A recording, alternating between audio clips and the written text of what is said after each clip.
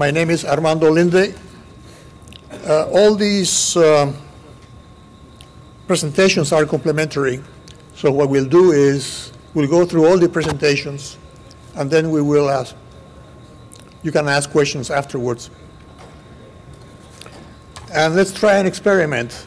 And instead of the usual 15 minutes, let's have 18 minutes. 18 minutes. And each discussant will have 10 minutes, and then that should give us about half an hour for questions and answers at the end. The panelists are Luis, who is an international economist with doing consulting work in Massachusetts. Ernesto Hernandez Catá, I'm not sure I need to tell you who he is, but he's a former master of the former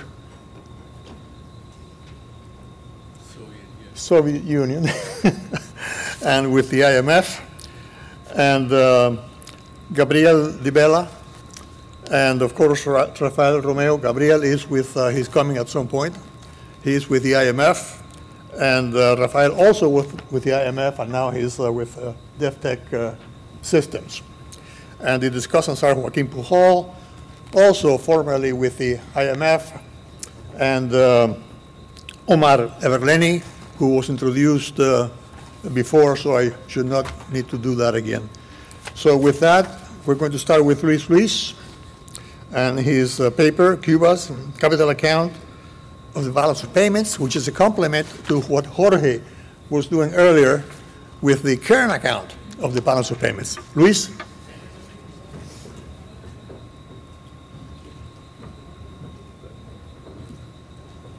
Oh, we have to put.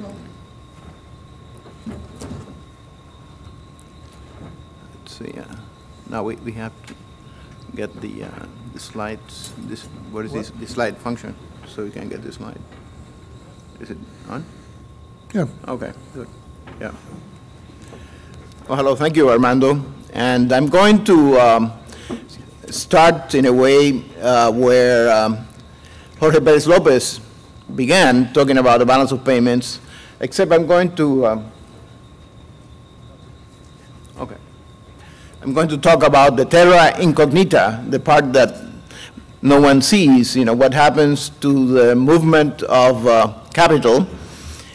That's the capital account, and this will include, as Jorge explained, movements of things like investments, loans, and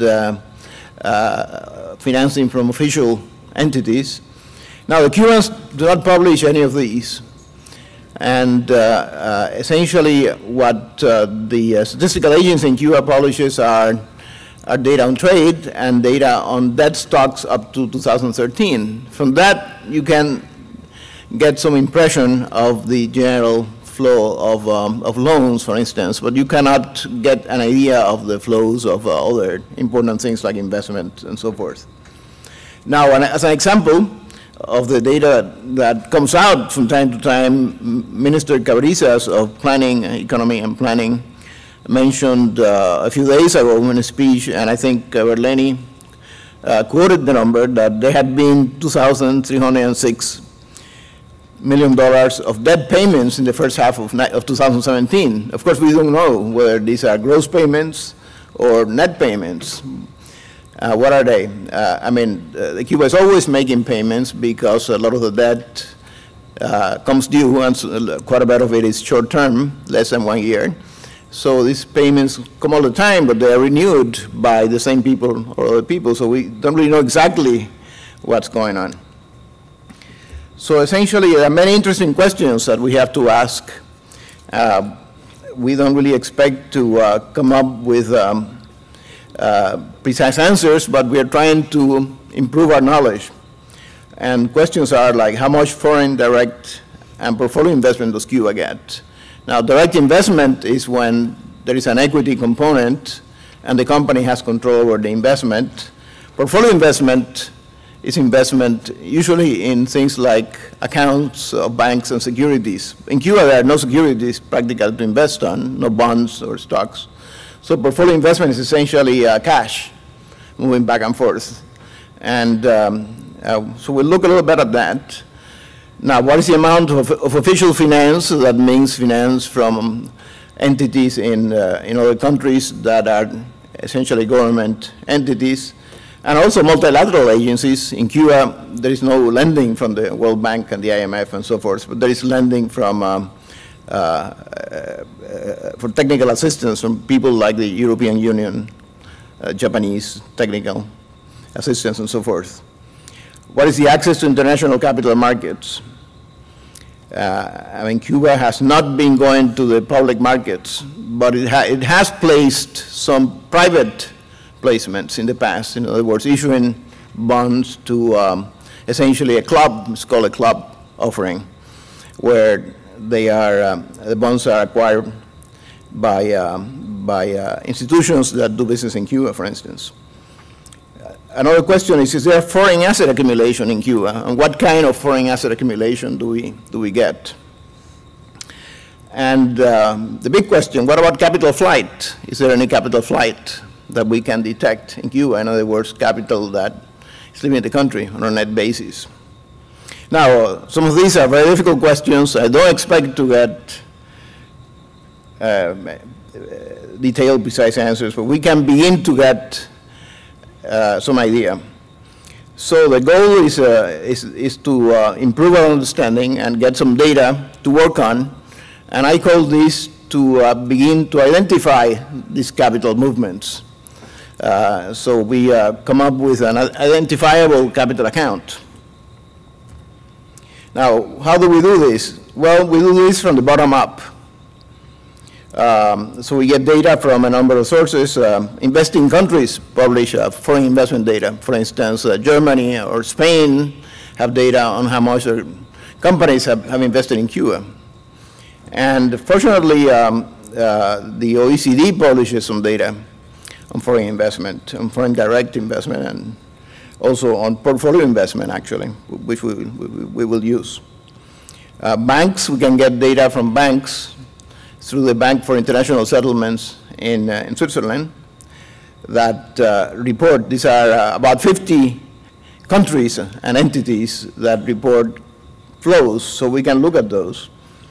And we can look at some corporations that invest in Cuba. They publish annual reports, and there is data on some of this. Now, the Cuban data statistics are useful. We have them to 2013, so we can calculate the implicit flow for 2009 to 2012. The banking data is from the, as I said, from the BIS, from the Bank for International Settlements. And then we get development assistance data from the OECD. And also, this year, they began publishing the first bit of information on portfolio investment data. Now, we begin with foreign investment. So we come up with this is the identified amount, direct investment. So we see the trend. It peaked in 2011 at over $400 million, and then it's going down. Now, what are the components here?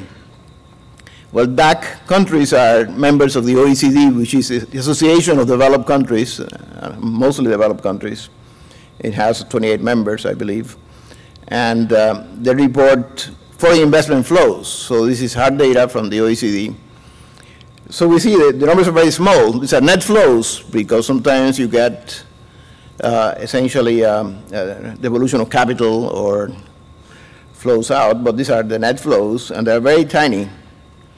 Now, I've looked at the individual countries. For instance, I compared this data for like Spain, Germany, European countries, and they seem to match, so that the net flow has been very small. So if Unilever, which is in the Netherlands, invests in Cuba, it will be recorded on this DAC flow.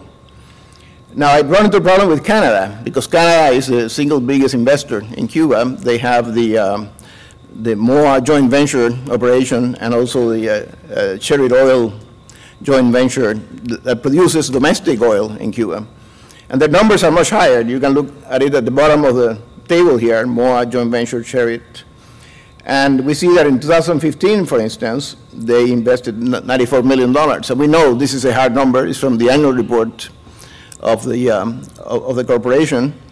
And it includes essentially their detailed expenditures on capital equipment and maintenance, depreciation. Now, why doesn't it show on the DAC data? Because Canada is a member of the OECD. It's a DAC country. It doesn't show up in the DAC numbers. Well, I think the answer is that Sherrit is reinvesting their profits. In other words, they don't transfer the profits out of Cuba, and they get reinvested, and then they are not reported. So the Canadian government doesn't report it. Now, this is a problem with Canada. It is not really a big problem with Europe, because I think the reinvestment of profit is relatively small. Now, if things were done correctly, this reinvestment would be in the current account that Jorge talked about. In other words, would be a payment out in the current account, and then it would be a payment in the capital account. I don't know, because we don't know how the current account is constructed, but if it's done correctly, these things should be in both ends of the Cuban accounting, or any accounting, any current balance of payments accounting. So in any case, then I added here some important projects. Mariel. Now, we don't have a very precise data, but Odebrecht reported the total amount invested, and it is significant. Now, this is really not direct investment. It's a project loan, but and actually there is a huge concessional element in the Mariel. So that also is a question whether some of that should be a transfer somewhere. But Odebrecht has had an important role. There is some justification. In any case, it has to be somewhere. I put it as a direct investment. It moves the investment numbers up.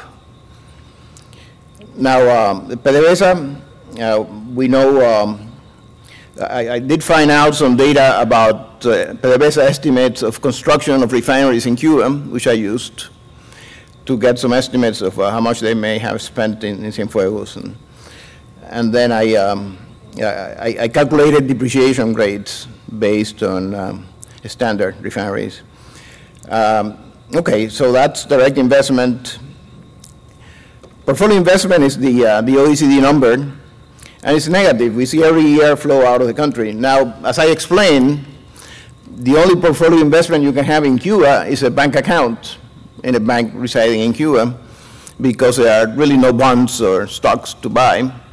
So this means that there is some flow out of cash in Cuba, the portfolio investment. Okay, so net foreign loans, these are the numbers. The first few years to 2012 are derived from the Cuban data on debt stocks. So we got the difference, and it's an approximation of what the loan flow would be using the ONA data. From 2013 on, I calculated it from the bottom up, since we didn't have a number. So here are the numbers. Now, one component of these are, now the trend here is essentially it's been you see total loans. So in 2009-10, there was quite a bit of a net loan inflow into Cuba. And in 2012, a big drawdown. That's when, after the crisis, the balance of payments crisis in 2008 to 10, there was a repayment of the debt that had been frozen.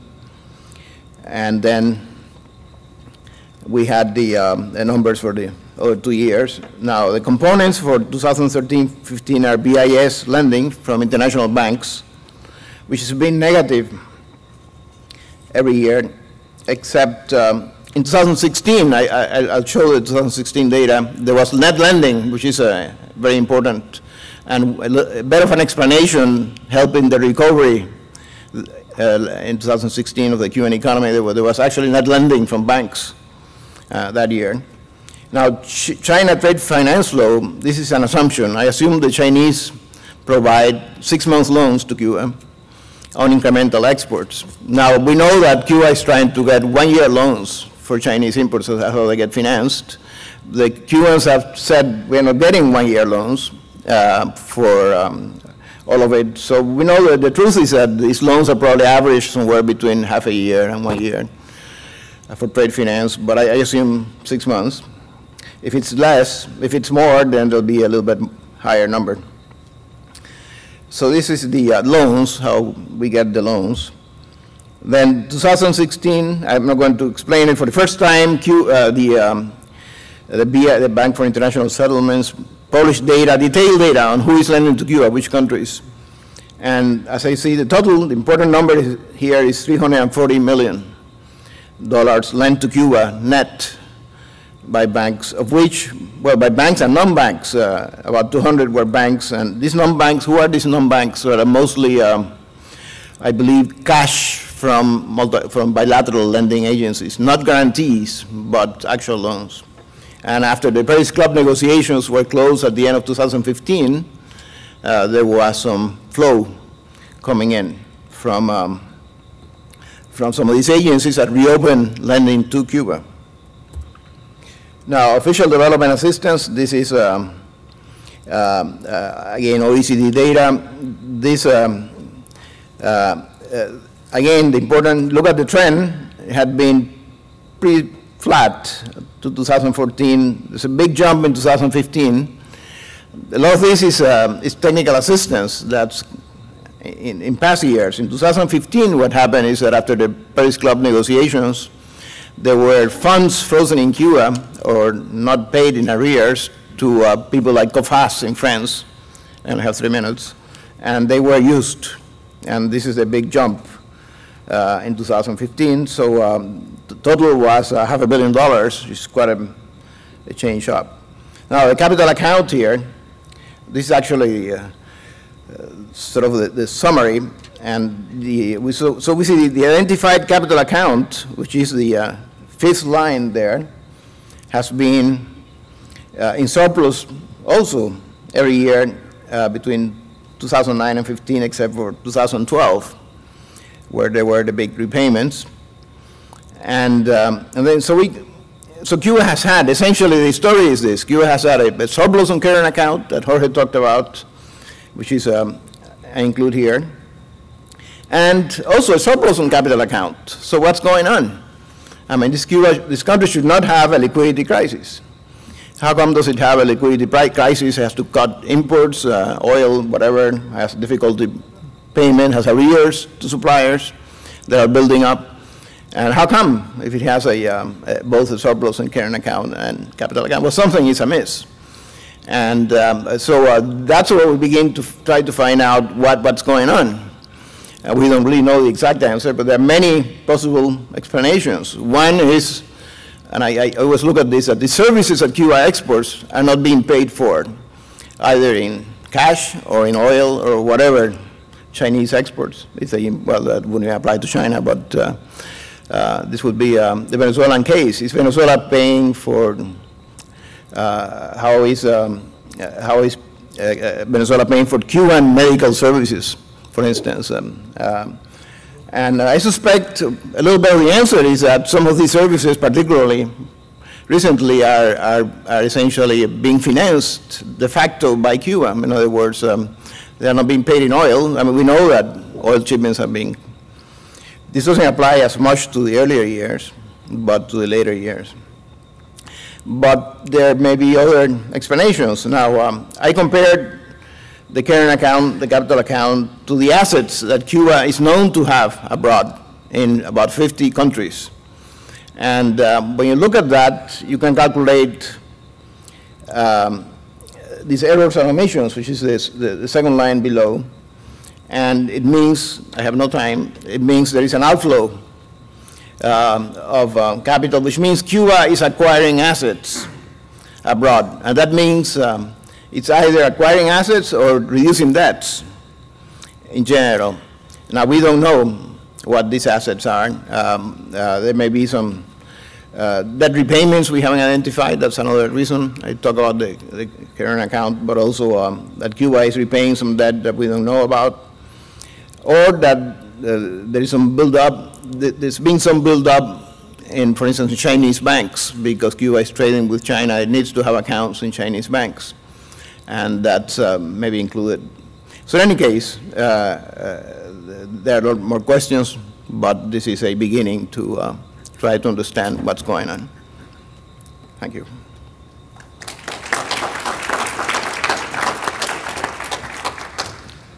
Just to remind those who came late, we are going to wait until the end of the presentations and the comments for questions and answers, because all three papers are complementary, usefully complementary. Now we have Ernesto. You have my... Oh, here. Oops. No. It's coming. Which is rationation. Yeah.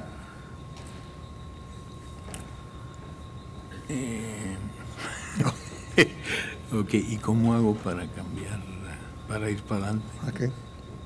Eso. Ok. Gracias. No. Why did you do that? No, I don't need this. I just need one screen. No, I know, but you just look at this.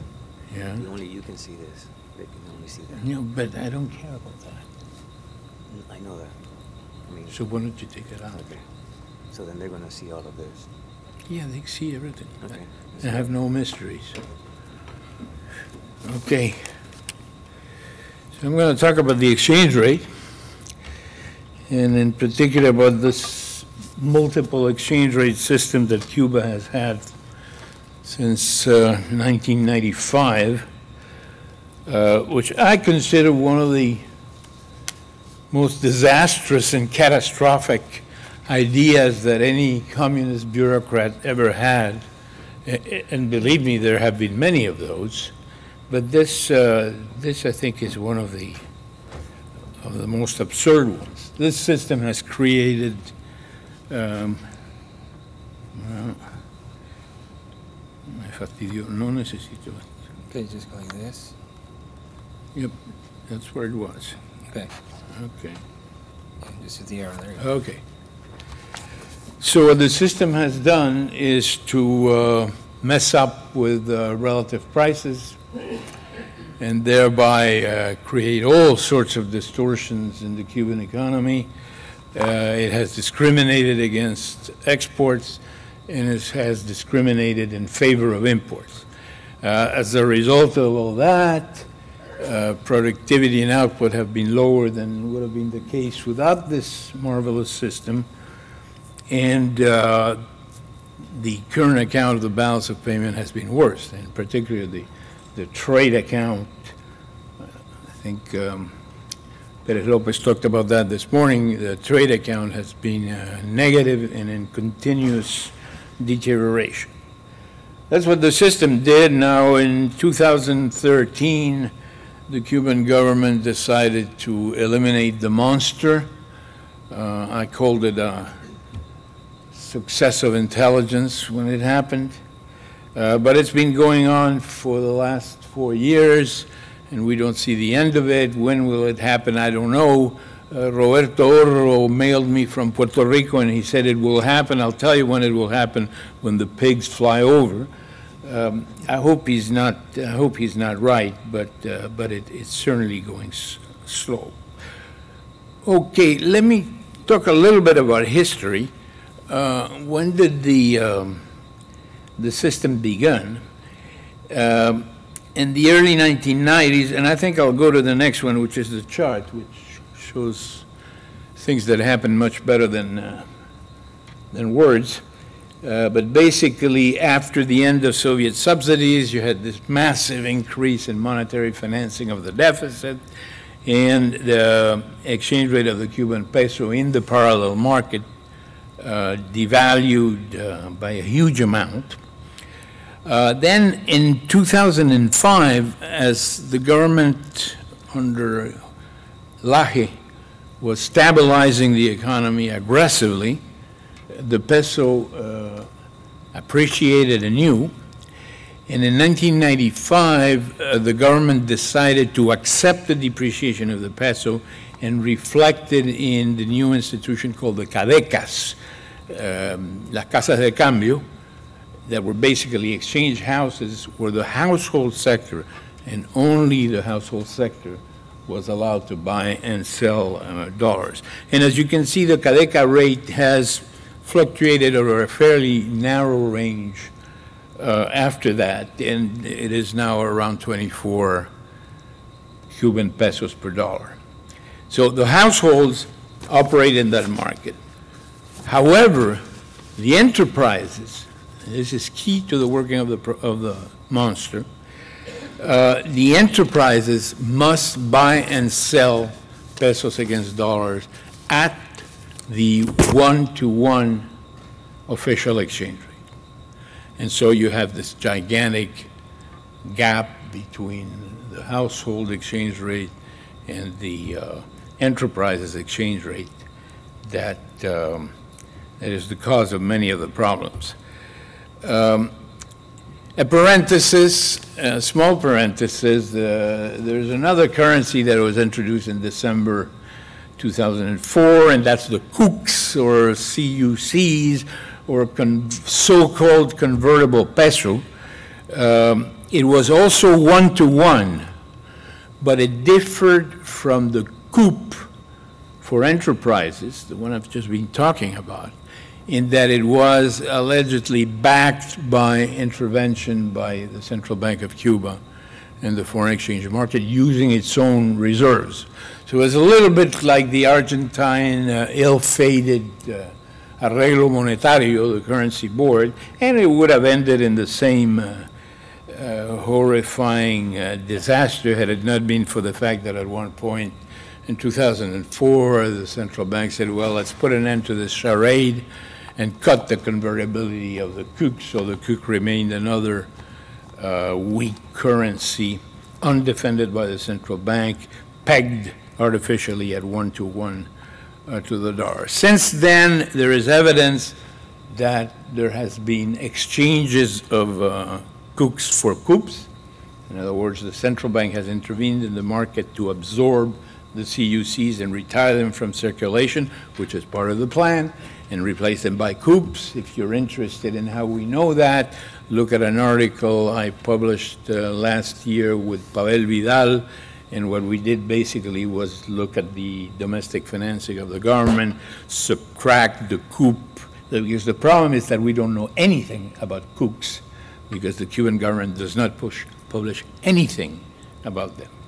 And I know the boys from ONE would like to publish them, but they're not allowed to do it. So we have to go through this indirect way of subtracting the CUP money supply and adding the net foreign assets, compare them to the domestic financing of the deficit. And there is, in 2014, a huge residual, totally at variance with anything that had happened historically, which suggests that that there was this exchange. And government officials have also hinted at that. But all this is a parenthesis. The CUC is a sideshow. Some people think that the main thing about the Cuban system is the duality between the CUC and the CUP. No, wrong, they don't understand anything. The main problem with the Cuban system is the duality between the CUP, the Cuban peso that applies to households, and the CUP that applies to enterprises. That is the thing that creates most of these problems. The system has left a legacy of problems. I've already referred to that. It has messed up with resource allocation. That's undeniable. The gap is from 1 to 24, so it's 2,400% gap. Even in the worst histories of Latin America, I don't think many countries have reached that level of absurdity. And it discriminates in favor of imports, including oil imports, as if the country needed that, and it penalizes exports, which explains this downward trend in the trade balance of Cuba that has not led to a major balance of payments crisis only because that downward trend in the trade deficit has been compensated by an upward trend in doctors, soldiers, and spies going to Venezuela and satellites. And because of the remittances, which, by the way, contrary to what was said this morning, are in the balance of payments, and tourism. So you have these three positive factors that over time have compensated for the catastrophic decline in the trade deficit. Another thing that the system has done is that official statistics are converted at 1-to-1, $1 per peso. And so official statistics are hopefully messed up. And I know this is something that the government has been looking at carefully, because one of the things that will have to be done when unification and liberalization is complete is to estimate the national accounts and other elements of the statistical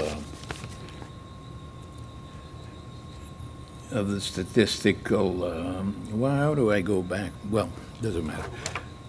Okay.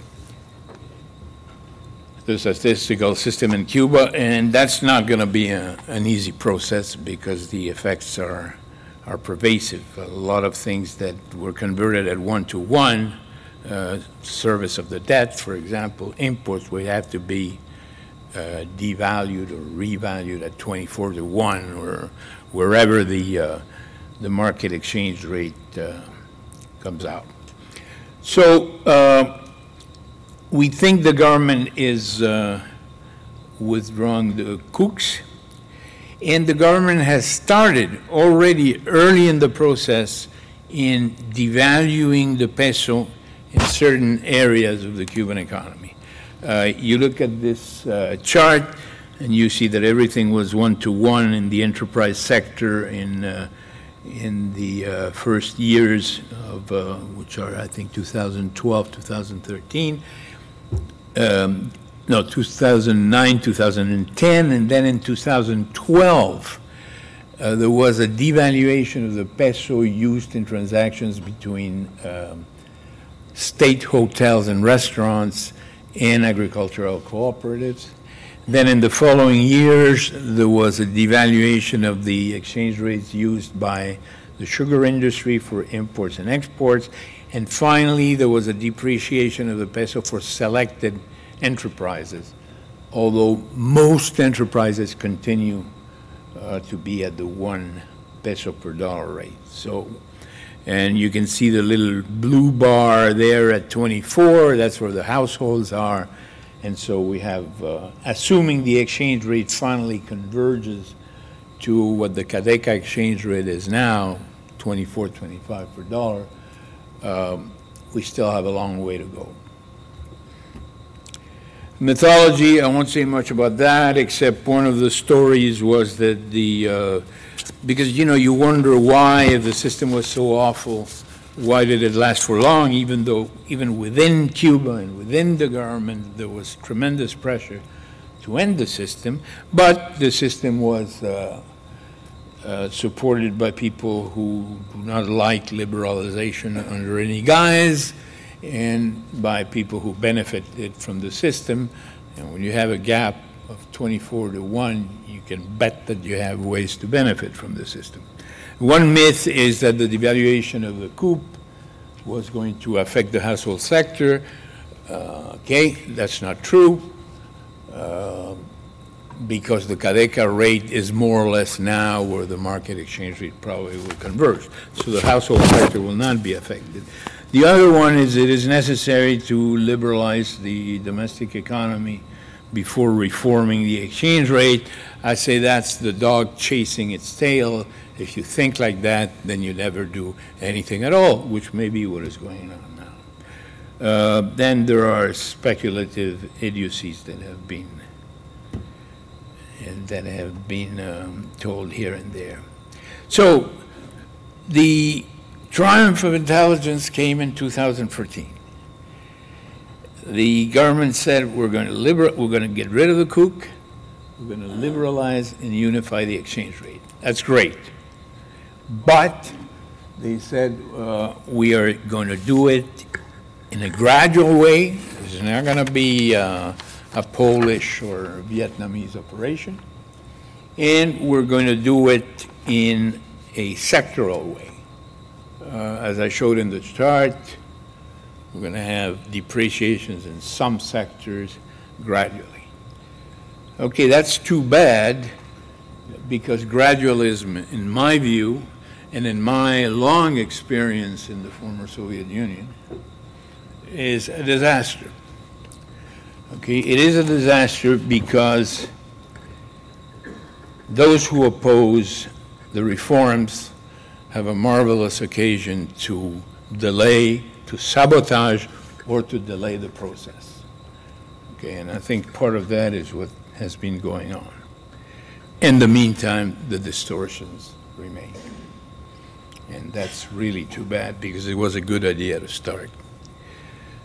Second, principal argument in favor of gradualism is, look, you're going to have all sorts of enterprises that when you go from 1 to 24, they're going to have horrible problems, and they might be going bankrupt unless you do something for them and do things more gradually. Well, my experience in the former Soviet Union is that that is a song. It's a sad song. It's pretty. It's in minor, but it's not true, because these enterprises are going to go belly up anyway. Okay, as they did in every country in the former Soviet Union, with the exception of Belarus. And so you might as well cut the suffering, cut the tail of the cat in one installment, and get rid of it and let them go. The second most important, there's a whole literature, of which I can give you many examples, that shows that the countries of Eastern Europe and the former Soviet Union that liberalized the enterprise sector quickly are the ones that had the best results in terms of a rapid recovery and of a higher medium-term growth than the countries that lagged, like Ukraine, like Belarus, and like Turkmenistan.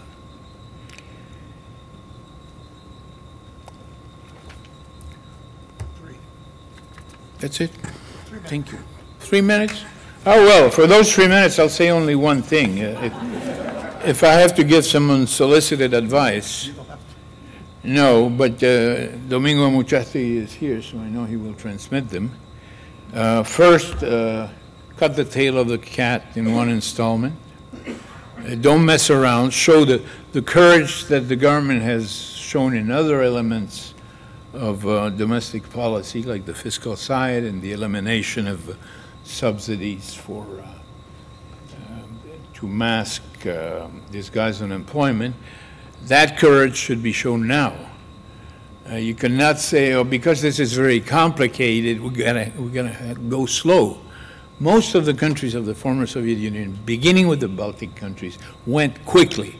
And nobody died as a result of it. There were no fatalities, but there was the beginning of a system that worked with some friction at the beginning, but that very quickly the markets, because we're talking about the creation of a foreign exchange market, the markets learned how to do it.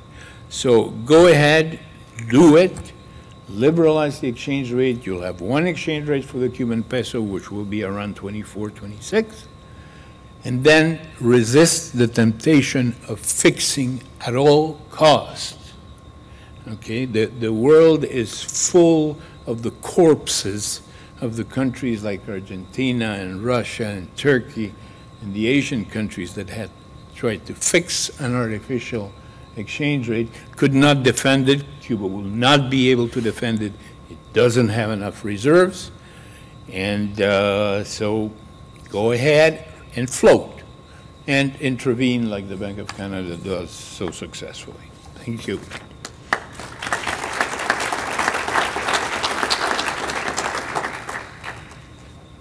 Now, Rafael Romeo is going to make his presentation.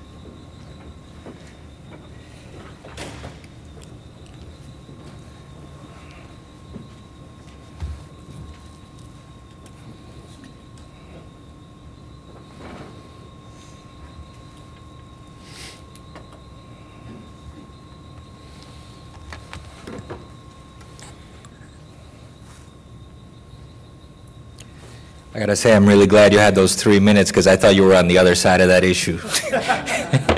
So I'm gonna argue exactly his point and not the opposite of his point, which is an important thing to do at ASCE. So thank you, Helena. I don't know where she is, but she's worked very hard to get this conference going. And, you know, Gabriel and I, Gabriel Di Bella, who is my co-author, he's a resident representative in Russia at this point, but his mind is still on Cuba.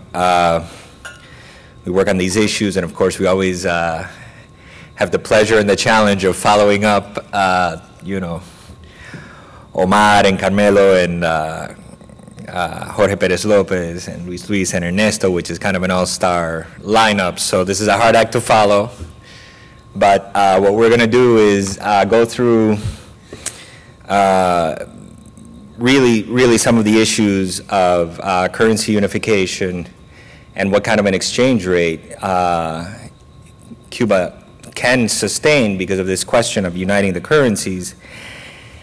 And I'm going to couch it very much in the current existing official data, which is substantial. And frankly, I hope I've made mistakes because it's actually quite disturbing what I have seen and what these people are facing in the year 2017.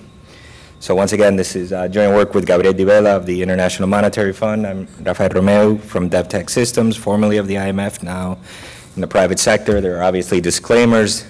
Nothing that you see here represents the International Monetary Fund, and mine is even more important.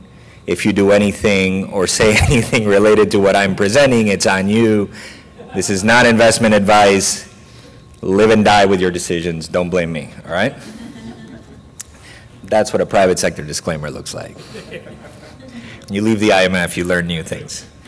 So we're going to talk about full dollarization. Cuba essentially has a hard peg. It's had it for, I think, its entire history. Every once in a while they devalue, they do I can't tell you how much, I thought you were on the other side of this. I thought you wanted a hard peg. So I was very concerned about my presentation because I'm going to argue that dollarizing, having a hard peg is just a bad idea.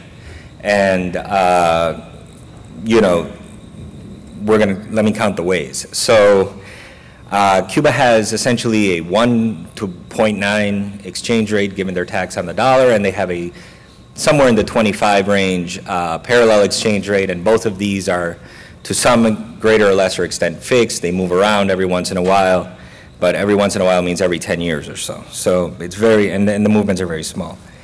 We're going to talk about the risks that regime presents for Cuba, what it has done in the past, why either dollarizing the economy or fixing the exchange rate would be a mistake, why we should let it float. On the left side of the graph, everything starts at 100 in 1997, and you see that big blue line moving up. That's just the accumulated prices every year. So every year prices grow by some amount. And so 100 with 3% inflation becomes 103, and then it'll become 106 and 109 and so on and so forth.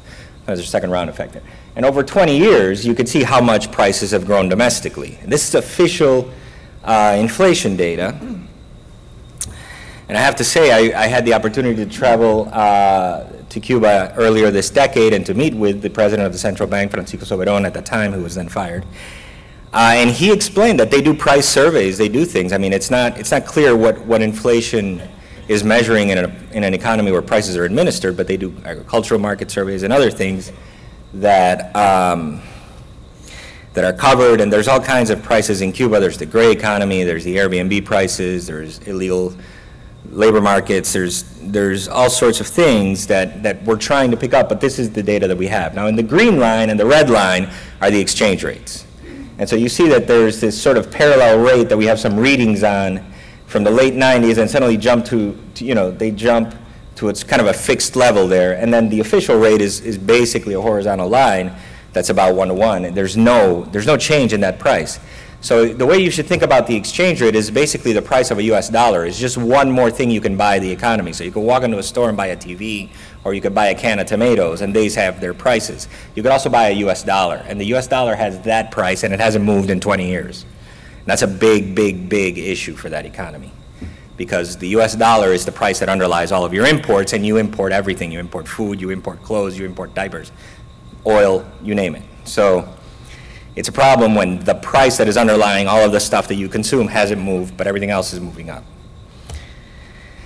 All right. The exchange rate regime, the way you would set it is typically the kind of shocks that you would have. And what Ernesto was very much alluding to is that if you have an inflexible exchange rate, for example, what Argentina had or what Brazil had, these hard pegs in the early 90s, and we could allude to much more recent cases in Europe and elsewhere. If you're in a hard peg, if you're in a monetary union and you're not able to control your exchange rate, you're stuck.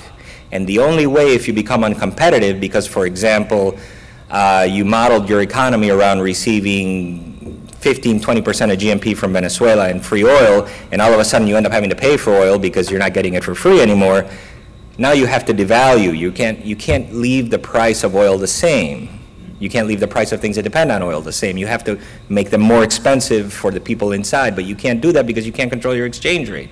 So you cannot devalue. The way, for example, when Europe's economy went bad, the euro went from 1.3 to 1, right? So now we could go over there and we could buy more stuff with dollars. That's what devaluation does. It makes foreigners able to purchase more of your things. It makes you able to purchase less of theirs. So Cuba, not having that tool, not having that policy lever, makes them the only way they can adjust, the only way Argentina could adjust in the 90s, the only way Greece or other cases can adjust is through unemployment, through actually lowering the prices at home, through big, deep, strong, protracted recessions. That is the European problem. That's the problem that Ernesto was alluding to. If they have a fixed exchange rate, which is what they have, you have these horrendous outcomes. So it's an issue. And I'm showing here some data where you could see the inflation in 2016 based on the GNP deflator is 4.8%. That's pretty high inflation for a country with a fixed exchange rate. The official exchange rate remains in 2016 at 1, which is what it was in 1998. This PPP exchange rate is it's like from the Penn World Tables. That's not really important. But you can see there that they have an overvaluation index that is growing and a parallel exchange rate. So typically the parallel exchange rate or the Cadeca exchange rate would be moving to clear the markets. But even that doesn't clear in Cuba. It's still at the mid-20s. And I would argue that's probably the starting point for where you would devalue at this point. I went too far. So this is, I think, close to 50 years of Cuba's real GNP. Goes all the way through to 2017, where we're estimating a continued, I think Omar had a 1% growth rate. I'm estimating a -1 because it's what I saw last year, and I have no new information to suggest that they're doing any better. So I'll just leave it where it is. But basically, as you can see, these are very long cycles, and the difference between the red line and the blue line is allegedly the business cycle. It's sort of an expansion and recession, so you could see the big decline in the early 90s. It's just a precipitous drop in real GNP, which is so bad that the trend doesn't even go up to the growth in the 80s, and it comes back. And then there's this 2006 period where there's this mysterious jump in real GNP in Cuba, but the trend continues up slowly, and now you're going to see, and this is going to be a real issue, that in the last 2 years they seem to be declining back in a way that is a little bit disturbing. For their growth outcomes going forward. So 2016 and 2017 are not looking great on the basis of the data that I have anyway. But the difference between the red line and the blue line, or the line that moves around a lot and the line that doesn't, is the output gap. Typically that would drive inflation outcomes and prices in this country. And when you look at this, and this is another bad idea with the grids, but basically I have two measures of output gap here. The lines are the output gap. They're sort of the difference between potential and observed GDP. And so when that red or blue line is above the dotted line that at the right scale is 0, what you have is inflationary pressure. And you could certainly see it in 2006, that inflation is jumping, which is the bars, the green bars.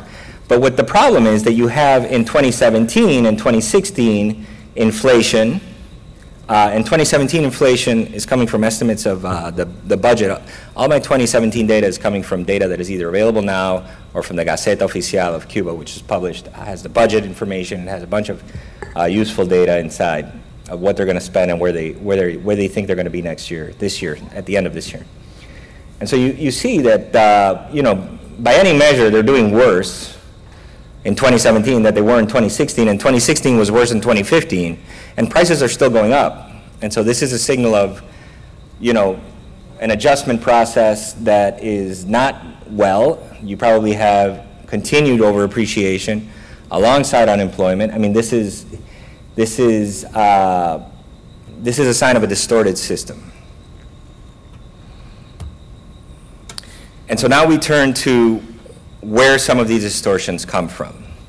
And typically the first place one would look is the government accounts. So if you have a place where there is a recession and there is inflation, somebody's printing money to finance deficits, things are not well, you're overvalued, it's probably the central government or the general government that's doing it. And certainly it is the case in Cuba. And so if one looks at, this is their data in percent of their GNP, is all in coups, which is a real problem per the caveats that we've seen in prior presentations, but nonetheless it's better than nothing. And frankly, what we're looking at is trends over time. So whatever mistake they have is consistent over time, and you could see the worsening. The worsening is certainly there if you measure it in coups or tomatoes. So this is their output, their outturn, their fiscal outturn in percent of domestic, gross domestic product measured in their domestic currency. And you could see in 1998 they were running a public sector deficit of about 2.2% of GNP. And what's important to notice here is the public enterprise transfers were about 7% of GNP, 7.5. And you could see central government revenue was very large at 31% of GNP. It grows even more to 37 by 2007, so you're talking 10 years later. But expenditure now grows to 44, probably as a result of some of their, increased activities with Venezuela and others. And they still maintain their deficit at about 3% of GNP, which is not unreasonable if you have a reasonable economy with a reasonable growth rate and a reasonable debt ratio. And the public enterprises are still under control. And so where is my concern now is that when we look at 2016, which is, these are data from, I think it's the Panorama Económico y Social, and some of their data, and then 2017 is the Gaceta Oficial. These deficits are very much out of control. This is a 13% deficit in 2016 of GNP and a 15% deficit, 16% in 2017. And this, again, I hope I'm wrong. I hope I made a typo, but I don't think I did, and we don't generally do this. So if in fact these are their deficits, and they're printing money to do this, and they're running out of resources, probably because Venezuela, this is an amazing coincidence that the size of their deficit is roughly the size of Venezuela's subsidy. You could see the beginning of an unwinding here. So what you have now is the green line. That is the deficit of Cuba. And you can see it bounces up and down, up and down, and up and down on the right scale between about 2 and 4% of GNP a year. Again, that's a reasonable deficit. That's not insane. And then the red line are, the red and the orange lines are just concepts, spending concepts. So one is the central government balance, and the other is the transfer to public enterprises. And you could see over time, particularly, 2006 is kind of a turning point because Raúl takes over, because of other things.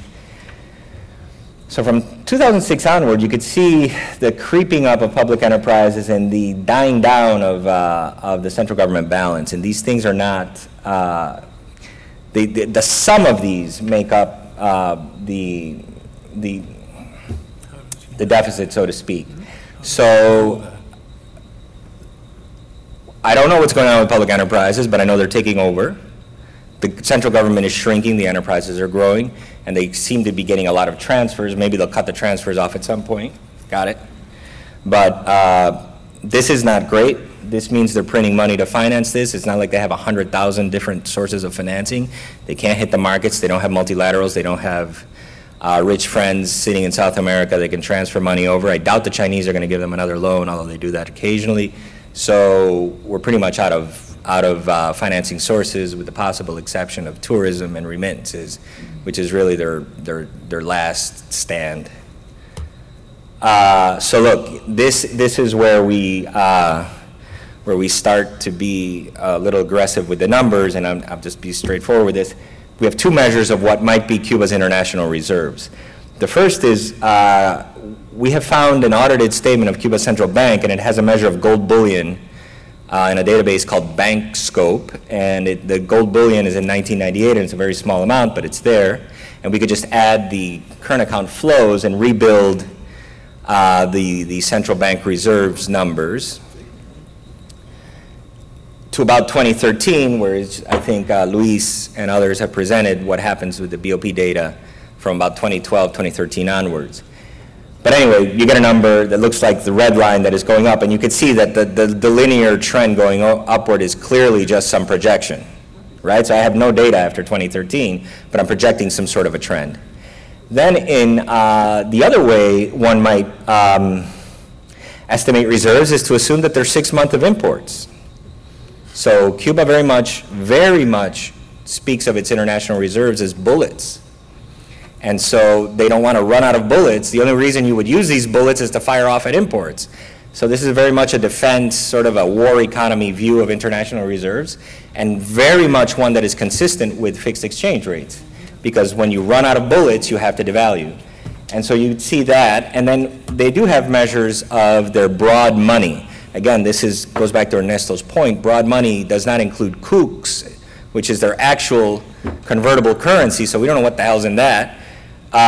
We know that they have coups, and if we divide M2, which is measures of how much money people have in the bank account, plus how much money they have in their pockets, plus whatever other measures they have, one could imagine a scenario where every Cuban on the island runs to the central bank with whatever currency they have domestically and says, give me dollars.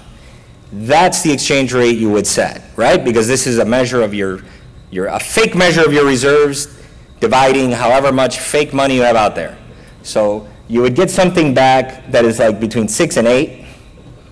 That would be an exchange rate. However, that is quite generous because you haven't introduced kooks and you haven't introduced a lot of the price distortions that we know are there. So we're using what we have, but we don't trust our own numbers on this one. So let me conclude. What is the point of all this? Because I've shown a lot of data, we should tie it together somehow. Dollarization, which is what Cuba has now today, or a fixed hard peg. Dollarization is the extreme peg. It means that you've given up on your monetary policy, and you just let the US dollar circulate. An alternative to that is to promise and swear on your grandma's grave that you're going to hold it to 1-to-1 or whatever it is the exchange rate you do. That's what Argentina did. That was a hard peg, that was a currency board. You could then go to a weaker commitment, which is to swear that you're going to have an exchange rate, but you're not really going to keep any money in the central bank like Argentina did to defend it, and that's a hard peg. In any case, they're all bad ideas for Cuba because it implies fixing a price, which is what they've done until now, and allowing distortions to develop in your economy, and not allow the exchange rate to fluctuate with them. There are advantages to being dollarized. You help set expectations, you help push investor confidence in terms of contracts and things like that, but all of that is predicated on having a strong commitment to that exchange rate that is defensible, and that in turn is predicated on having a set of domestic policies that make sense. First and foremost is a fiscal policy that is not inconsistent with your exchange rate, or for that matter, not unsustainable. Clearly what Cuba right now has is a deeply distorted economy and a fiscal crisis that is looming, if not materializing, in front of our very eyes. So at this point, they're going to have to devalue, I'm sure, and it's the end of the road, I believe, unless my numbers are drastically wrong. And honestly, for the sake of what is, for many of us, a country that we're to some extent or other tied to, let's hope it's not what this looks like, but it might be. Thank you very much, and that's all I have.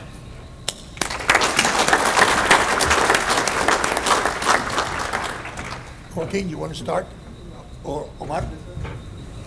10 minutes. Yes. Yeah, me. Creo que no va a ser mucho. Yo creo que los trabajos que se han presentado realmente apuntan a una realidad y todos de una u otra forma avanzan hacia el tema de la escasez en divisas que ha habido en Cuba, cómo resolver la escasez. Pero yo creo que también hay que pensar desde la renegociación de la deuda para acá que podemos decir que fue exitosa, porque Cabrizas en dos años logró que le condonaran la deuda de casi todos los países. Lo que Cabrizas no sabía, que el otro 20% que dejó de negociar había que pagarla. Y Cuba desde el año 86 no pagaba nada, y de pronto en el año 2016 se encontró que tenía que pagar alrededor de 800 millones de dólares por año, que no lo pagaba anteriormente. ¿Y de dónde sacarla? O sea, sí fue muy buena la renegociación, yo creo que sí. No podía seguir pasando el problema del 86. Pero se le creó un fenómeno adicional a la falta de divisas que tenía. Y eso es lo que explica que porque hay que pagar en 6 meses 2.300 millones. ¿Pero a costa de qué? De una disminución de importaciones, que estás afectando el consumo y estás postergando el problema y no estás creciendo. Entonces yo creo que eso es importante. Ahora, se habla mucho de la dualidad en Cuba.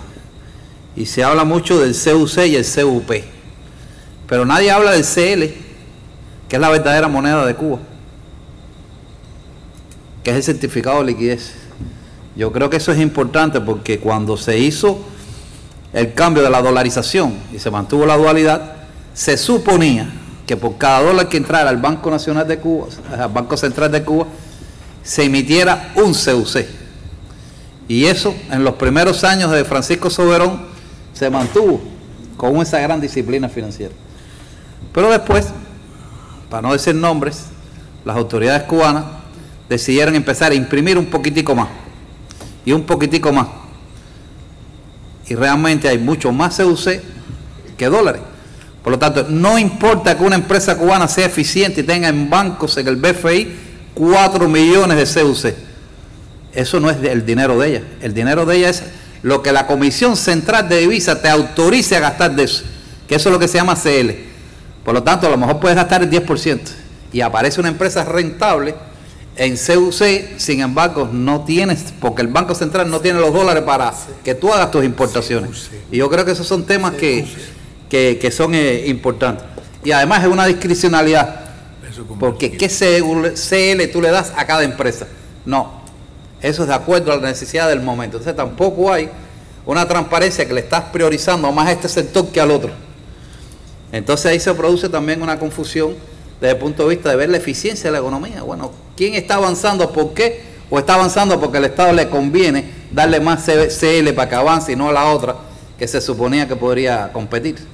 Entonces, eso es otra distorsión cambiaria monetaria que yo creo que es importante. Ahora, todo el mundo sabe que hay que devaluar el 1 a 1. Realmente no es bajo ningún concepto real la tasa de cambio de 1 a 1 que tienen las empresas estatales. Pero lo que está claro todo el mundo, que en la medida que empiezas a devaluar, y nosotros hemos hecho ejercicio, cogiendo 60 estados financieros de las 60 empresas más grandes de Cuba, y le hemos empezado a modificar la tasa de cambio de 1 a 1, a 2, a 3, después de 3, las que son rentables pasan a ser irrentables. Bueno, no importa, en esta economía, si son irrentables, ciérralas. No, pero que son del Estado, no la puedes cerrar. Entonces el Estado, ¿qué tiene que hacer? Subsidiarla. Pero ¿cómo la vas a subsidiar si tienes un déficit fiscal de este año que va a llegar al 12%? Entonces ahí hay otra variable que hay que considerar. Y entonces hemos llegado a la conclusión, todos los trabajos, de una u otra forma, que hay escasez de divisas. Pero es que la divisa entra a Cuba y sale. La divisa entra a través de remesas y al otro día sale en capacidad de compra de los cubanos que van a Panamá a comprar o a México. ¿Por qué sale? Porque los dólares ya no llegan a Cadeca, se intervienen antes de llegar a Cadeca, porque el Estado tiene una tasa de cambio de 0.89, mientras que en el mercado negro vale 0.95. Entonces todo el mundo cambia afuera, o lo cambian los que van a Panamá. Entonces, las remesas de Estados Unidos están terminando en el privado panameño, porque hay 7 vuelos diarios, que todos vienen con mercancías. Entonces, ¿cómo el Estado no ha intervenido diciéndole, te voy ahora a pagar 1 a 1? Entonces, son esos temas de distorsiones para no reconocer que hay un mercado interno y que hay una economía negra que está funcionando, pero que está impidiendo que tú sanees las finanzas como se ha pedido aquí, que hay que hacerlas. Entonces, son todos esos temas que enrarecen y al final terminan lo mismo. Son no reconocimiento del mercado. Y sigues postergando y estás hablando del resultado y no las causas que te propician esos factores. Hasta ahí me comentaré. Bien, muy bien. Joaquín. Bueno, yo creo que tú lo has puesto muy bien. En realidad, todo el sistema dual, tanto de intercambio de monedas como el interno entre CUCs y CUPs y todo lo demás, ha sido un sistema que en un momento dado tal vez ayudó a hacerle frente a una crisis que había cuando la Unión Soviética colapsó, para evitar ciertas distorsiones que iban a resultar de eso. Pero es obvio que hoy en día todo este sistema es parte del problema que resulta en la falta de eficiencia de toda la economía cubana, y que mientras se mantenga este sistema no se va a llegar a ningún lado. ¿Por qué se mantiene el sistema? Bueno, yo me imagino que una de las razones es que hay cierta gente que se beneficia de esto, las empresas que están siendo subsidiadas o lo que sea, el Estado, porque el Estado a través de este sistema impone un impuesto enorme sobre la ciudadanía, que no se habla de eso. En Cuba se dice que no hay impuestos, pero los impuestos en Cuba sobre el trabajo, sobre los trabajadores, sobre la gente que tiene que comprar, a la gente de la calle, es enorme. Y uno se establece o a través del tipo de cambio o a través de los salarios que se pagan, ese tipo de cosas, pero hay unos impuestos enormes que capturan, y el Estado, por lo tanto, tiene un gran beneficio que deriva en generar recursos para el Estado, pero lo que pasa es que se están acabando. La posibilidad de esos recursos se está acabando, y por eso estamos llegando a un punto donde me parece que es muy difícil no moverse, porque las alternativas son terribles. Y dentro de todo eso hay una gran cantidad de corrupción. Cuando tú tienes cualquier sistema de tipos de cambios múltiples y eso lo he visto yo en muchos países con los que trabajé, el problema es que hay una gran corrupción y siempre hay intereses creados que se van a oponer a que haya una liberalización del sistema. Aquí en ASCE se han escrito una serie en varias ocasiones ha habido papers que se han preparado sobre el sistema cambiario. De hecho, aquí está Muchaste, que ha trabajado en esto, Orro, Berleni y otros tantos. Y en Cuba también hay toda una serie de otros economistas, como Pavel Vidal, en fin, que han estado mirando el sistema, y yo creo que me da la impresión de que todos llegan a la misma conclusión al final. Pero la voluntad política o no está, o es muy difícil, porque Raúl dijo en el 2013, no, esto se acaba, y bueno, y aquí no pasó nada. Entonces, quiere decir que tiene que haber fuerzas políticas muy importantes que no permiten que la cosa se mueva. Y esas fuerzas políticas están recibiendo el beneficio de los subsidios que están implícitos en todo esto. Eso es todo lo que tengo. ¿Ya? Bueno.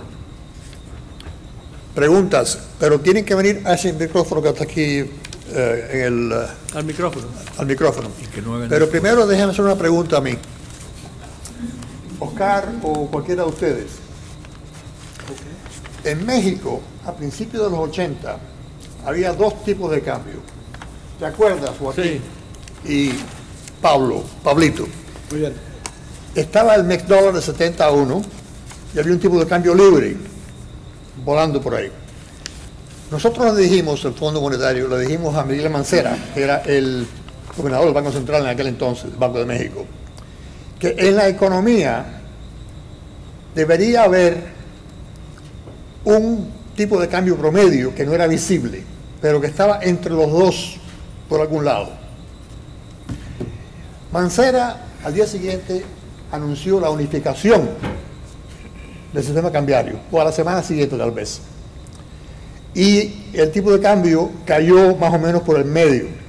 Mi pregunta a Oscar es, ¿ustedes han hecho algún análisis de oferta y demanda de divisas que les daría alguna indicación, si flotan el tipo de cambio, dónde quedaría? Aunque eso depende de muchas otras cosas, qué políticas están alrededor de la unificación, obviamente. Pero ¿han hecho algo de ese tipo? 24. Dice 24. Silencio. Es para buscar. ¿Yo? Sí. Omar. Omar. Digo, perdón, Omar.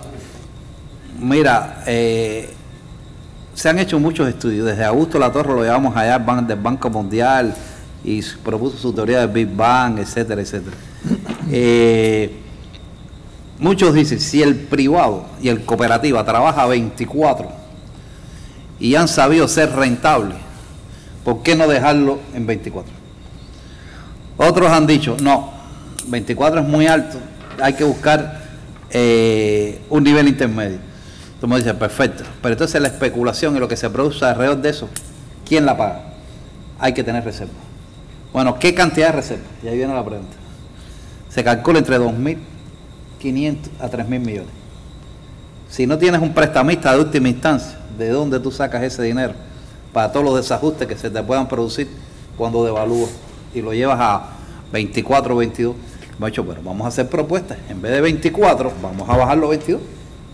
Y se mide el mercado, no lo haces tan drástico. Y después a 20. Y vas paulatinamente a hacerlo. Ellos dicen, no, que el proceso entonces es muy largo. Que si se va a hacer, se hace de golpe. No creo que en Cuba se pueda hacer de golpe. ¿Por qué no? Ya. Bueno, por el No, modelo. pero por eso es que en muchos países se usa la flotación, porque efectivamente tú no sabes exactamente dónde va a estar, y yo he estado presente en varias devaluaciones en mi vida, y al final de cuentas hay que poner la moneda en algún momento. Bueno, vamos a la audiencia. Pablo. Yes, one brief comment and one brief question. One comment, we heard from Enrique all the reasons why a slow reform is bad. I would add one more, which he would, I suspect, agree wholeheartedly. A slow reform encourages smart Alecs who have access to the rents created by the distortions to buy up assets.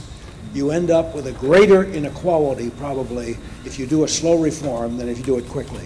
And we've seen the results of that. And we're seeing the results, according to Tucumelo Mesalago's statistics, already with the Paladares compared to others. A question is, while all speakers have stressed and made very good case for free float, initial free float, particularly in answer to your own question, who knows? We do know that any devaluation, free float, is going to cause, no matter what you call it, hyperinflation, uncertainty. We do know there's no financial markets worth a damn in Cuba. It's going to be a very thin situation at a minimum. Given the two, clearly we know from experience the best thing to do is reduce the inflation through fiscal and monetary action, not to fix. But ultimately, given the needs of Cuba, which is now one of the poorest places in the hemisphere, for massive investments, one would argue that ultimately a dollarization may be a better answer after stability has occurred. I wondered if either of the two discussants, not discussants, a paper presented would comment on a longer term foreign exchange policy for Cuba. ¿Quién quiere responder? Okay.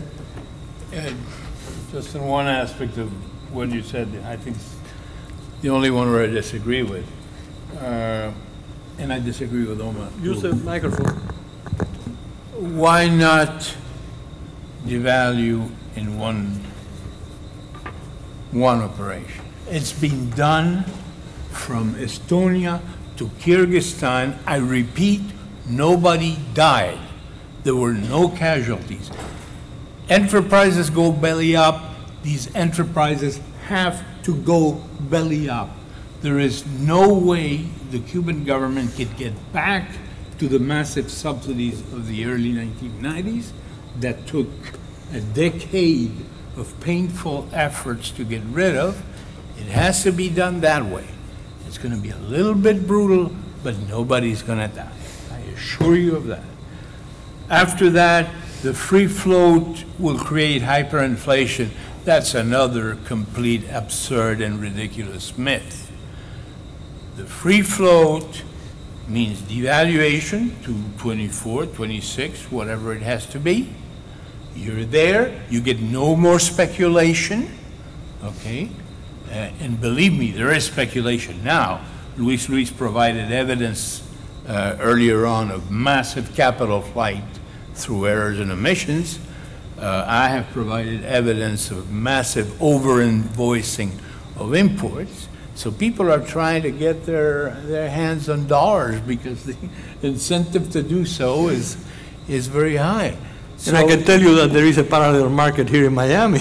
And in Panama too. And in Panama. So hyperinflation, that's like saying that the unions create inflation. No, the unions may create a once and for all increase in the price level. The devaluation will create a once and for all increase in the price level unless the monetary authorities cranks out the process and continues to build excess money. There will be no inflationary process. That's what we've seen in every country in the former Soviet Union. Okay, there was in Estonia and Latvia and Lithuania a once and for all adjustment, and Russia no, because the Central Bank of Russia kept emitting money, and that's what creates inflation, not the devaluation. Econ 101. My question is for Luis. Luis, about 2 years ago, I heard a very interesting paper mentioning that remesas were hiding the laundering of money. I wonder if you have heard anything related to that, and maybe that would explain why some of the money now does not appear under remesas and appears under, a different entry. But the paper was very convincing that the remesas really reflect the laundering of money by criminal enterprises. Well, I don't know about the details, but I mean, it's no question that the remittances are taking place largely in a parallel market, in the black market, so that essentially no one really tracks them, and that's why they don't show up in the current account. And well, not in the the numbers are very small in terms of what we get from the official current account. But essentially, there is an ongoing flow of capital we cannot trace exactly. And I should comment that we do have one number that I think that is the assets, the BIS number. I mean, it represents assets almost everywhere in the world of importance except mainland China. It includes Hong Kong, and now includes Mexico and a number of Latin American countries and offshore centers. And that number essentially shows that there is no accumulation. But that's because probably they are not registered. They are essentially not in the name of a Cuban resident. So, but we don't really know. I just make one brief comment about the other topic that I am not talking about. But one answer about the floating is to use auctions, which have been used substantially in many countries. Cambodia to start, and other places, and they do work. You can float, and then Mexicans still use auctions. Of course, they have a floating rate, but they auction. They do auctions periodically during the Trump effect, they use auctions. And in Cuba, they can do that and live with a limited amount of reserves. I have one question for Luis, and one for the rest of the panel. For Luis, it's fascinating that you show that both the current account and the capital account are in surplus, and yet we don't see an accumulation of reserves. So you explain it by saying that there was an increase in the acquisition of assets abroad, but you cannot demonstrate that. To what extent do you think that it might be related to the fact that the accumulation of assets abroad is being done through capital flight by individuals in the nomenclatura who are setting aside little nest eggs for when the change might come? So that's one question. And to the rest of the panel, I don't see why we are fixed on this rate of 24-to-1. We don't know what the stabilization rate will be if we float. It could be 24, it could be anything between 0 and 24, or it could be even higher than 24. So the question then is, why don't we, in a floating scenario, allow simply the rate to stabilize at whatever rate the market allows it to stabilize? Now, you say we cannot do that quickly. We must do it gradually. When you say gradually, what are you talking about? Romeo said, you know, we have to do it in a more gradual sense. What transition period are you talking about? And what level of reserves will you need to have on hand in order to administer that transition period? I'm in the mind of the Mexican floating that occurred after the major crisis in 2006. And that one settled pretty quickly. Of course, there were some individuals and enterprises that were hurt badly for it, but you know, the country survived and went on to perform fairly well, as Ernesto indicated. A lot of countries have gone through this. We don't need really a new playbook for it, but I'd be interested in your response to both the question of the transition period and the level of reserves that you would recommend would need to be on hand in order to administer that transition period. Yeah, I'm going to talk about the question about asset accumulation. Yes, there must be some asset accumulation, and some of it, as I explained, may be that Cuba is financing some things that we don't, you know, like Venezuelan services. Essentially, in later years, there's been this big surplus in services because of the export services, and we know that that there's not a cash payment. So essentially, there's a de facto.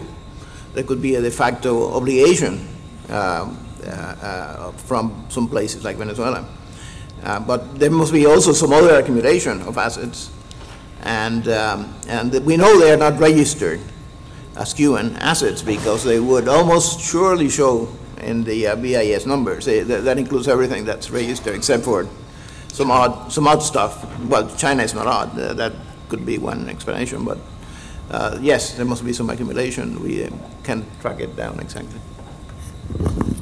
Just to quickly comment on your question, I think the farthest that we would go in my work is to suggest a widening peg inside a crawling peg inside a widening band like what Mexico did, or thrice daily auctions like what Venezuela did in 2002, where they just auctioned $8, $12, and $3, and then to the extent you could use auction rules and minimum bids and ceilings to sort of essentially impose a crawling peg, and by crawling I mean crawling in the space of 3 to 9 months into a band that is so wide that the thing floats inside it. I mean, if you're constantly hitting up against one of the sort of barriers of your band, then it's not a good band. So that I'm very much in agreement that this thing should float, but sometimes governments like to give transitions of 3 to 6 to 9 months, a year, just for adjustment costs, like you have to fire people, things like that. So I thought I had been clear, but apparently I wasn't, so I will repeat myself. What they should do is liberalize immediately, forget about gradualism, let the exchange rate, and if we continue with the gradualism, this thing, Roberto will be right, this thing will happen when the pigs fly over. Sí. Una pregunta para compañero Everleni. Yo no soy ponente. Se ha hablado mucho de el 1 por 10 como solución final. ¿Sigue eso sonando en Cuba? ¿Cómo ves tú esa posible aproximación a una tasa única y fija de cambio? Segundo, para Luis, el acuerdo con la Unión Europea abre para Cuba oportunidades de alguna importancia en materia de ayuda oficial al desarrollo. ¿Cuán importante puede ser esa ayuda? Muchas gracias.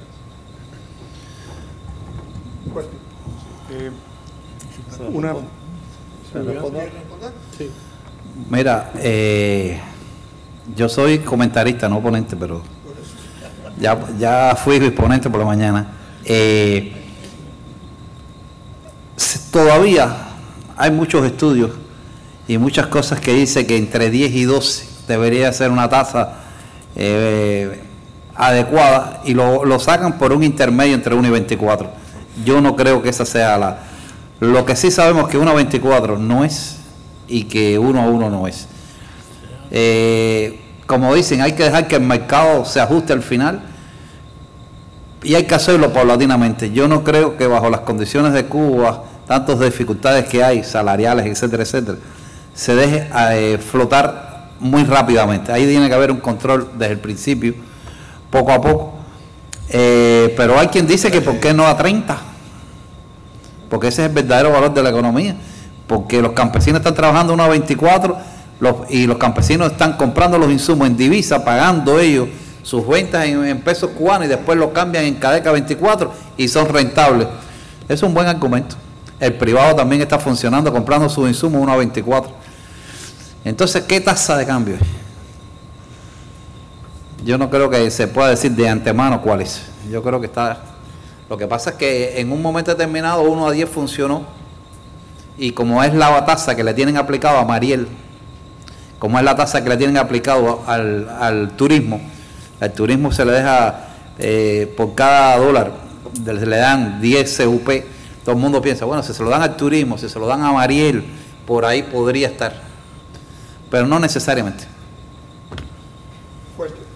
Gracias. Buenas tardes. La pregunta sobre el acuerdo con la Unión Europea que Domingo hizo es, ya se ven, o sea, eso terminó, los acuerdos comenzaron a negociarse a principios del 2015, al final del 2015 se había hecho el acuerdo, pues ya se ven las cifras de que el monto de préstamos de entidades de la Unión Europea aumentó a Cuba significativamente en el 2015 y el 2016. O sea, no son cantidades gigantescas, pero son eran 325 millones o algo así, que casi todo viene de la Unión Europea en el 2015, y creo que ha abierto las puertas a las agencias para comenzar a activar las operaciones, y también que esto es diferente, es usar los depósitos que tienen en Cuba, en el sistema bancario, que esto no es una transferencia de fuera, pero bueno, también aparece en las cuentas, ¿no? Pero la cosa es que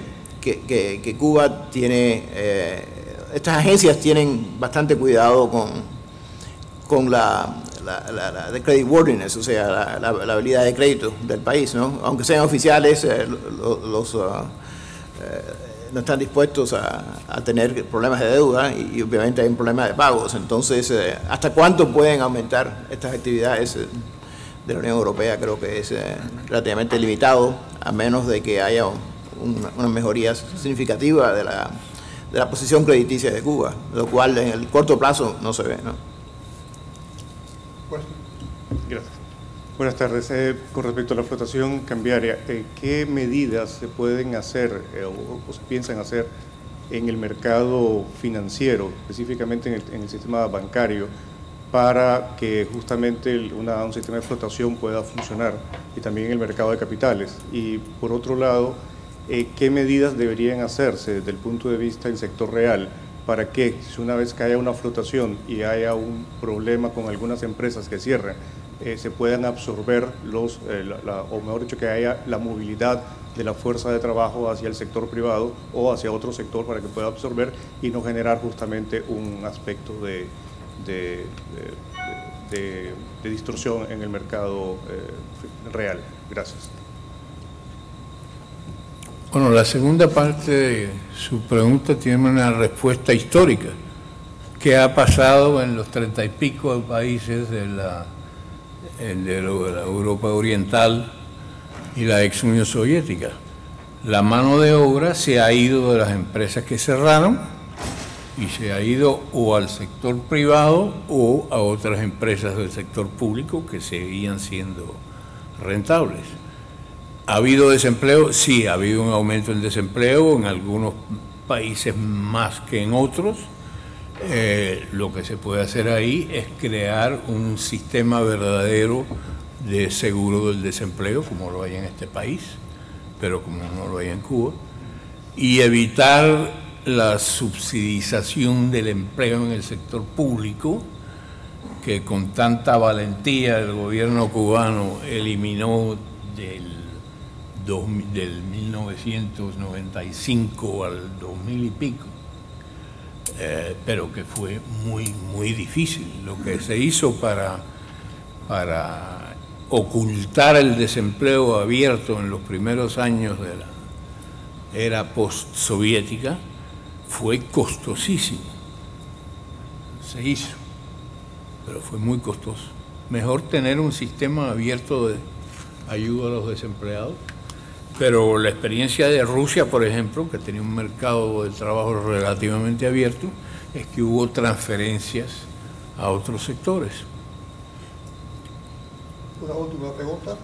Sí, Fernando Donaire de Inca Investments. Mi pregunta es, cuando pasa la devaluación, ¿qué creen que va a ser el efecto a los precios de los inmobiliarios, a las bienes raíces de Habana? Bueno, ahí ya lo estamos observando. Realmente se van a disparar los precios. Y es uno de los riesgos que tiene todo este proceso, el nivel de inflación tan grande que se supone que va a tener. Ahora, el mercado inmobiliario de Cuba es muy curioso, porque se venden casas en $500,000 hoy. Como con los precios relativos que hay en Cuba, como con los salarios que hay en Cuba, como con tantas dificultades que hay en Cuba, se pueda vender una casa en $500,000. Y se vende 250,000, pero no es un invento mío. Entras a Rebulico y buscas en venta de casas y ahí te encuentran los precios de las casas. Hay algunas que se están vendiendo en 700,000 y algunas de $1,000,000 y se están comprando. La gran pregunta, ¿son cubanos? Y las leyes están para que sean cubanos. O sea, nadie desde el extranjero puede ponerla a su nombre. Por lo tanto, si el dinero proviene del exterior, hay un gran riesgo. Estás poniendo en manos de un cubano que no está acostumbrado mucho a los elementos legales, $500,000. Y eso ha pasado ya. Ha habido muchas dificultades. Bueno, milagrosamente Armando, yo quería hacer un son punto. casi las 12:45 y hemos acabado a tiempo. Una noticia muy importante. Nuestra querida Presidente Elena ha negociado con el hotel y el precio del almuerzo ha caído de $20 a $15. Ya tuve.